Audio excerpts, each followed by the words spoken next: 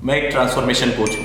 आए दिन मेरे पास अलग अलग तरीके की बॉडी टाइप आती है। कोई पतला है जिसे मसल गेन करके साइज गेन करना है, कोई बहुत मोटा है जिसे फैट शेड करके एक लीन बॉडी, पर जो सबसे ज्यादा मेहनत मांगती है वो है स्किनी फैट। स्किनी फैट क्या है? ना आपके पास ओवरऑल साइज है कि आपको मोटा कह सकें, पर साथ ही में आप अपने बेली पे, लव हैंडल पे फैट भी कैरी कर रहे हो, जिसके कारण हम आपको पतला भी नहीं कहते। और दिक्कत तो खासकर मेरे बिगनर भाइयों के साथ ये आ जाती है कि हमें पता ही नहीं बर्न करें या कट। एग्जैक्टली यही सेम चीज मेरे साथ ही जब मैंने ट्रेनिंग स्टार्ट की। मैं भी काफी दुबला पतला था, पर मेरे पेट पे काफी फैट था। मुझे समझ नहीं आता था कि मुझे बर्न करना है कि कट करना है। मेरा डाइट क्या होना चाहिए, मेरा वर्कआउट क्या होना चाहिए, जिससे मैं मसल भी बिल्ड कर सकूं और साथ ही में फैट भी लूज कर सकूं। इस वीडियो में एक बिगनर के पर्सपेक्टिव से हम बात करने वाले हैं स्किनी फैट बॉडी टाइप पे, जहां पे आपको मैं diet plan, workout plan, supplement, सारी चीजें बताने वाला हूं, क्या एक्चुअली वर्क करे और कैसे आप कम से कम वक्त में उस सारे स्टबर्न फैट को लूज करके एक अच्छी खासी मस्कुलर बॉडी बिल्ड कर सकते। एज अ बिगनर हमें नहीं समझ में आता है कि हमें क्या खाना, कितना खाना चाहिए और क्यों खाना। ऐसे दो फेस के मेरे भाई हैं। ऐसे भाई जिन्हें जिम ज्वाइन के सिर्फ 1 से 3 महीना हुआ है, उनको कोई 2 ग्राम पर बॉडी वेट प्रोटीन नहीं लेना।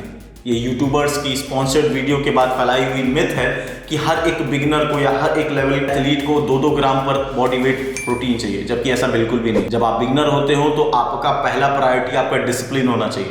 पहली प्रायोरिटी शुगर, मैदा जैसी चीजों को अवॉइड करना चाहिए। अगर ये कंट्रोल कर पाए तब आपका लेवल अप हो। सबसे पहले हम बात करने वाले हैं डाइट प्लान की, और इसमें भी 2 लेवल होने वाले हैं। पहला लेवल जो 1 से 3 महीने हुए जिम ज्वाइन किए जिन लोगों को, उनको अपनी कैलोरीज, मेंटेनेंस कैलोरीज को कैलकुलेट करना है और उसको इस तरीके से बांटने में ध्यान देना है कि वो सस्टेनेबल हो सके, जो आप सरलता से खा सको, कोई बहाना ना मिल सके आपको डाइट प्लान फॉलो नहीं कर पा रहा। कोई जरूरत नहीं है किसी स्पॉन्सर्ड वीडियो को देख के हजारों रुपए सप्लीमेंट पे या ऐसी डाइट पे खर्च करने की जिसकी रिक्वायरमेंट एक्चुअली आपको है ही नहीं। एज अ बिगनर आपको डिसिप्लिन सेट करना, ट्रेनिंग लाइफस्टाइल को सस्टेनेबल बनाना आपका एम होना चाहिए। फलाना ढिमकाना वाली डाइट फॉलो करने की कोई जरूरत। जब आप 3 से 6 महीने आपकी ट्रेनिंग हो चुकी है, आप एक बिगनर नहीं रह गए हो, तो आपके डाइट प्लान में थोड़े से चेंजेस लाने पड़ेंगे कि बिना मेहनत के बॉडी नहीं बनने वाली। तो सर्वप्रथम आप अपनी मेंटेनेंस कैलोरीज कैलकुलेट करिए और कोशिश करिए कि आप उसमें 30 से 35% टोटल कैलोरीज अच्छे अमीनोज वाले प्रोटीन का हो। देखिए भैया, अगर आप नॉन वेजिटेरियन है तो आपके पास एग, चिकन जैसे हाई वाइलिडिटी वाले अमीनोज ऑलरेडी मिल रहे होंगे। बट अगर आप वेजिटेरियन है तो कोशिश करिए डेयरी से स्टिक करें।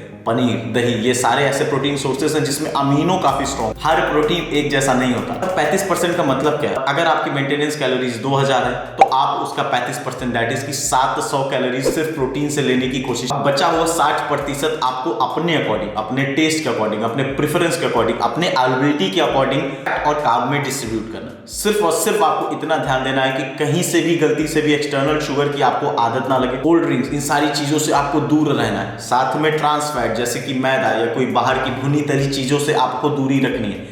फैट बुरी चीज नहीं है। फैट आपको कम क्रेविंग कराने में फैट मदद करता है, आपको लीन रहने में फैट मदद करता है। कंफर्ट के हिसाब से, अपने टेस्ट के हिसाब से कार्बोहाइड्रेट और फैट को डिस्ट्रीब्यूट कर दें। ध्यान दीजिएगा कि 1 ग्राम फैट में 9 कैलोरीज होती है, जबकि 1 ग्राम कार्ब या प्रोटीन में सिर्फ 4। अब तो अगर आपको फैट खाना पसंद है जैसे कि चीज, पनीर, तो ऑब्वियस है कि आप कोशिश कर सकते हैं 40% के आसपास भी फैट कंज्यूम करें, बचे हुए 20% में डेंस कार्बोहाइड्रेट का यूज करें, जैसे कि शकरकंद, ओट्स, दलिया, रोटी, कुछ हद तक चावल। आपकी ट्रेनिंग में पंप, जो आपकी ट्रेनिंग में ओवरऑल स्ट्रेंथ और एक ग्लाइकोजन फिल करके ओवरऑल बॉडी की ग्रोथ दे पाए। कार्बोहाइड्रेट की अपनी वैल्यू है और इस चीज को आपको जितना जल्दी समझ पाएंगे उतना बेहतर होगा। बात करेंगे वर्कआउट प्लान का। यहाँ फिर से हम 2 लेवल में बात करने वाले हैं। ऐसे मेरे भाई जो 1 से 4 महीना हुआ सिर्फ जिम ज्वाइन, वो स्क्रीन पे दिए गए हुए स्प्लिट को फॉलो करना। अब यहाँ पे भाइयों आपको 6 दिन ट्रेनिंग करनी पड़ेगी। एटलीस्ट आपको कोशिश करना है कि आप 5 दिन ट्रेन करो। और ऐसा मैं क्यों कह रहा हूँ, आपको समझना होगा कि इनिशियली जब आपकी बॉडी फ्रेश होती है ट्रेनिंग को लेकर, आपकी न्यूबी गेन्स बहुत तेज होते हैं। पिछला साल मेरा 7वां साल था ट्रेनिंग का, जहां मैंने सिर्फ 700 ग्राम नेचुरल मसल बिल्ड कर पाए।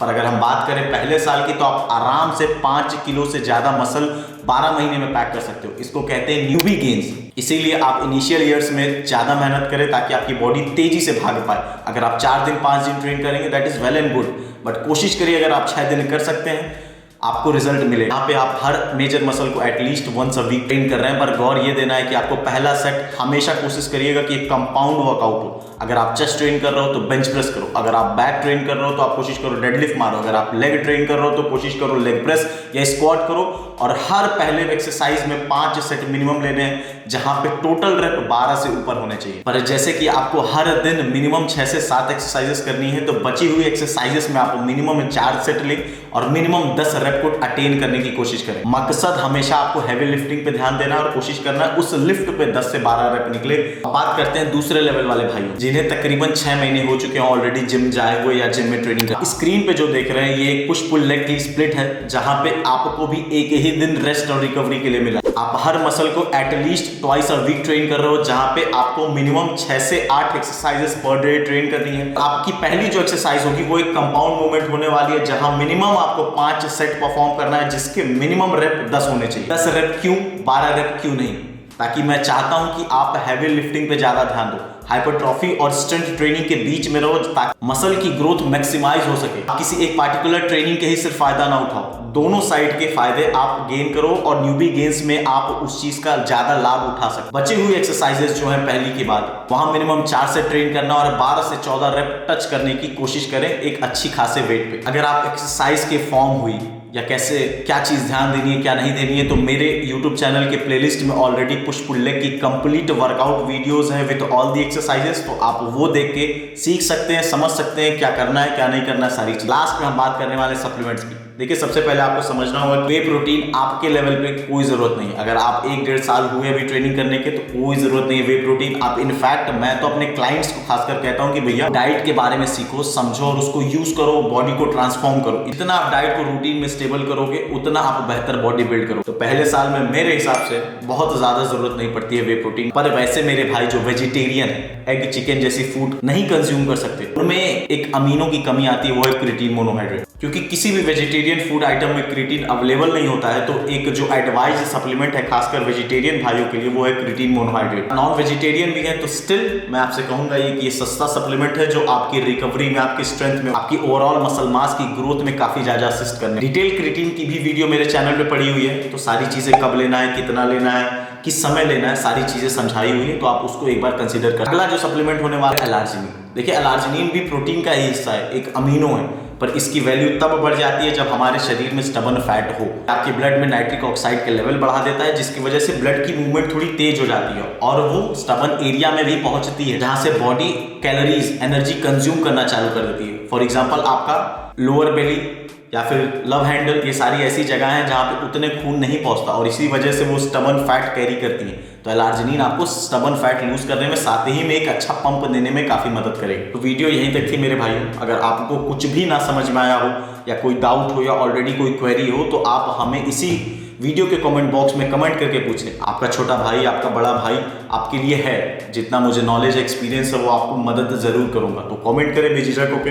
और वीडियो पसंद आई तो एक लाइक करना मत भूलिएगा क्योंकि आपके लिए फ्री है पर ये मेरे लिए बहुत मैटर करता है। तो मिलते हैं अगली वीडियो में कुछ नए इन्फॉर्मेशन के साथ।